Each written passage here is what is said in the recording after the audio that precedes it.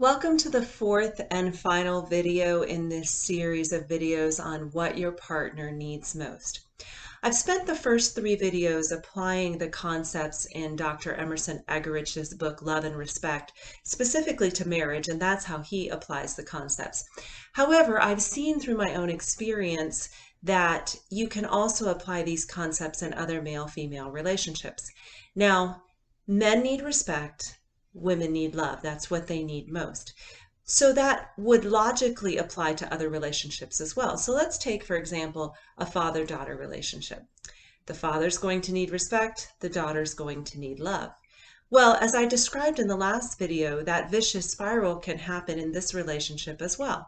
If for some reason something happens where, let's say, the daughter doesn't feel loved, then she may respond to the father with disrespect, which may cause him to respond by not communicating love, and so on and so forth. So the same thing can apply.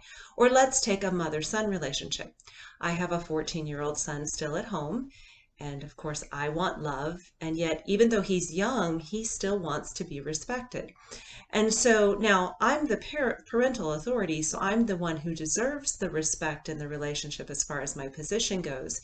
But I can still choose in how I interact with him to communicate that I respect his talents, his abilities, what he has to say.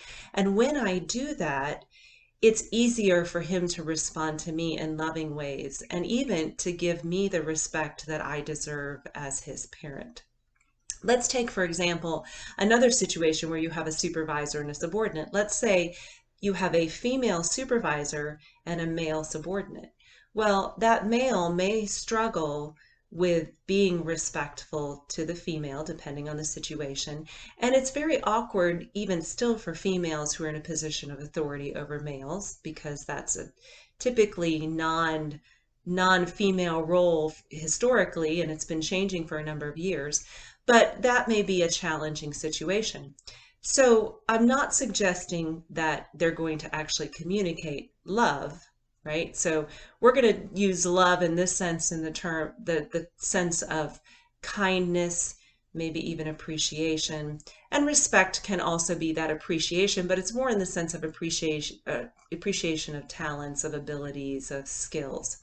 So let's say if the female is having a difficult time with the male subordinate, if she can think about ways that she can express appreciation to him for what he does, she will probably find that he will have an easier time of responding to her in her position of authority.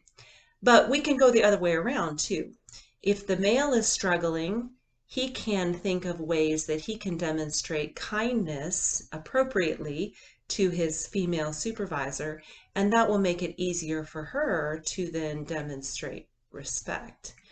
And it may be as simple as making sure that he responds correctly to the things that she asks him to do, no matter how she asks them to do it, and then doing it well.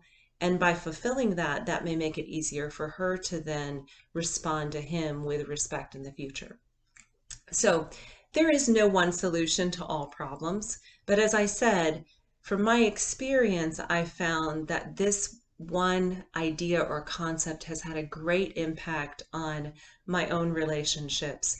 And hopefully, if you get the book and fully understand the concept, it will help you as well. And I've even given this book to friends of mine who were struggling in their marriages. They were even separated. And the concepts in this book have helped them get back together. So it really has a lot of power if you will apply these concepts. In my next series of videos, I'm going to talk about some other gender differences. So this is one of them, but there are a number of gender differences that impact both how we think and how we communicate. And so that's going to be the topic of my next series of videos. Until next time, I'm the Communication Doc. Please subscribe and comment, and hopefully we can work together to improve your relationships.